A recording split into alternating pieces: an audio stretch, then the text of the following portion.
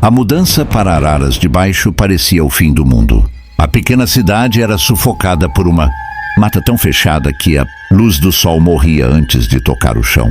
Meus pais, entusiasmados com a vida pacata, descarregavam as caixas da nossa vida anterior enquanto eu observava a casa vizinha.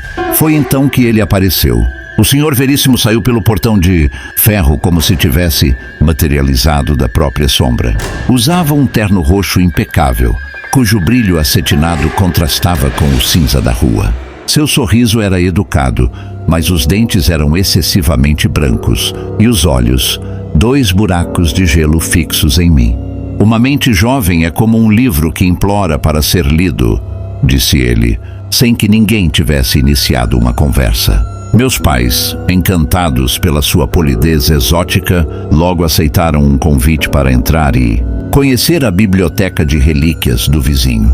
Eu fui junto, arrastado por um pressentimento de que, se ficasse do lado de fora, a mata me engoliria. Se entrasse, algo pior aconteceria. A invasão mental. O interior da casa cheirava a mofo e lavanda. Na sala principal, uma estante colossal de vidro guardava o que parecia ser um cemitério de infâncias. Ursos de pelúcia, soldados de chumbo, petecas e bonecas. Cada item tinha uma etiqueta branca com inscrições perturbadoras. Vergonha do erro, 1900. Pavor de solidão, 1999. O ódio pelo irmão, 2012. Eu coleciono o que as pessoas descartam, explicou Veríssimo, aproximando-se de mim.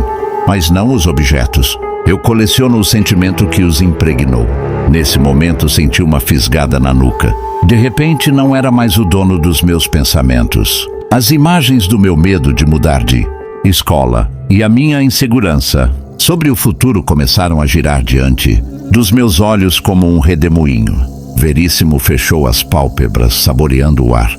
Ah, você é delicioso, sussurrou ele. Tanta ansiedade por trás dessa testa franzida. Você está pensando no dia em que se perdeu no shopping aos 5 anos, não está? Eu não tinha contado isso a ninguém. Ele estava dentro de mim, revirando minhas gavetas mentais, pronto para etiquetar minha consciência e colocá-la em sua estante fria. Minha mente começou a nublar e uma apatia terrível tentou me dominar. Percebi que quanto mais eu tentava lutar contra o pensamento, mais força ele ganhava. Veríssimo estendeu a mão para um pequeno peão de madeira vazio na prateleira, pronto para selar minha memória ali. Em um ímpeto de desespero, mudei a estratégia. Em vez de fugir, foquei em uma proteção maior. Fechei os olhos e mentalizei uma luz branca, intransponível, entregando minha mente e minha alma à guarda de Deus. Repeti o nome sagrado como um mantra, construindo um muro de oração e fé que nenhuma curiosidade, humana ou diabólica, poderia saltar. O efeito foi imediato. Veríssimo cambaleou para trás, tapando os ouvidos como se eu tivesse gritado, embora a sala estivesse em silêncio absoluto. O sorriso educado desmoronou em uma careta de dor física. "Pare com esse barulho!" Ele sibilou, os olhos injetados. "Vamos embora, agora!" Eu gritei para meus pais, que pareciam acordar de um transe hipnótico. Saímos daquela casa sem olhar para trás. Naquela mesma noite, as luzes da casa vizinha se apagaram e nunca mais se acenderam. Meses depois, descobrimos que a casa estava abandonada há décadas. O que vimos, ou o que tentou nos ver, era um resíduo de algo que se alimentava de segredos. Hoje, mantenho meus pensamentos limpos e protegidos sob a vigília de Deus Pai Todo-Poderoso, sabendo que algumas coisas nunca devem ser etiquetadas. História 2. A neblina em Araras de Baixo não era como a de outras cidades. Era densa, com cheiro de terra molhada e segredos antigos. Enquanto meus pais descarregavam as caixas da mudança, eu observava a mata fechada que engolia o final da nossa rua. O silêncio da vizinhança só era quebrado pelo som da fita adesiva sendo rasgada. Ele surgiu sem que ninguém ouvisse seus passos. No portão da casa ao lado, um homem idoso nos observava. Vestia um terno roxo impecável, de um corte que parecia pertencer a outra década, e ostentava um sorriso educado que, por algum motivo, não chegava aos seus olhos pálidos. "Bem-vindos ao refúgio", disse ele, a voz aveludada. "Sou o Sr. Veríssimo. É um prazer ter sangue novo por aqui. Principalmente alguém com uma imaginação tão vibrante quanto a sua, meu jovem." Eu não tinha dito uma palavra. Apenas pensei em como aquele terno era estranhamente chamativo para uma tarde de mudança. Senti um calafrio. Meus pais, sempre solícitos, aceitaram o convite para um café rápido enquanto o caminhão terminava de ser descarregado. É bom fazer contatos, disse meu pai. Eu entrei na casa de Veríssimo logo atrás deles, mas meus pés pareciam pesar toneladas. O interior da casa era opressor. Veludo por toda parte e um cheiro metálico no ar. Mas o que paralisou meus sentidos foi a parede da sala de estar. A estante dos esquecidos, ocupando quase toda a extensão da parede, havia uma estante de madeira escura com portas de vidro. Dentro dela, centenas de brinquedos infantis. Um urso de pelúcia sem um olho, um carrinho de ferro descascado, uma boneca de porcelana com o vestido manchado. O detalhe macabro não era o estado dos brinquedos, mas as etiquetas brancas amarradas a cada um deles com um barbante fino. Nelas não havia nomes, mas frases escritas em uma caligrafia perfeita. Medo do escuro, 1984. Desejo de fugir, 1992. O segredo sobre o pai, 2005. Gosta da minha coleção? Veríssimo sussurrou perto do meu ouvido. Eu não o tinha visto se aproximar. São lembranças que as pessoas não precisavam mais. Eu as ajudei a se livrar do fardo. Tentei me afastar, mas ele tocou meu ombro. Naquele instante, minha mente foi inundada por um ruído estático, como um rádio fora de sintonia.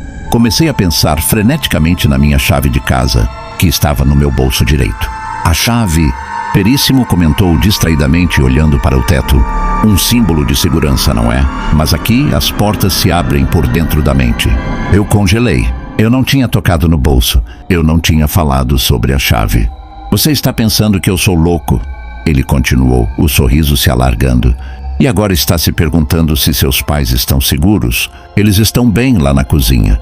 Por enquanto só estou interessado em você. Você tem pensamentos tão barulhentos. Ele se aproximou da estante e pegou um pequeno peão de madeira, ainda sem etiqueta.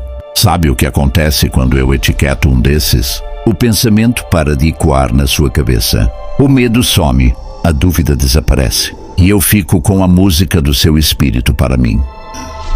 Senti uma pressão lancinante atrás dos olhos. Minhas memórias de infância, o rosto dos meus amigos, o medo que eu sentia daquela mata lá fora.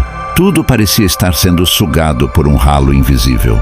Com um esforço sobre-humano, parei de tentar lutar. Em vez de resistir, foquei em uma única imagem, o vazio absoluto, uma tela branca. Rezei silenciosamente para que Deus Pai Todo-Poderoso me desse forças para desviar o olhar. O sorriso de Veríssimo vacilou. A estática no meu ouvido diminuiu. Cadê? Ele sibilou, a voz perdendo a polidez.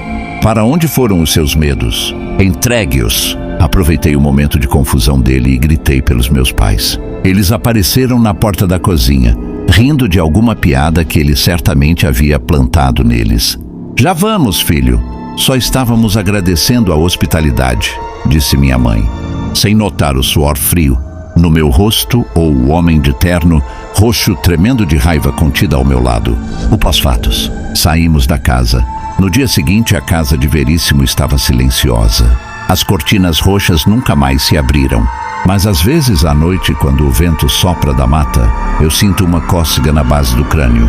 Como se alguém, em algum lugar, estivesse folheando um catálogo de etiquetas, esperando que eu pense em algo valioso o suficiente para ser roubado. Agora, toda vez que sinto um pensamento ruim, eu o entrego nas mãos de Deus Pai Todo-Poderoso, para que ninguém mais possa colocá-lo em uma estante.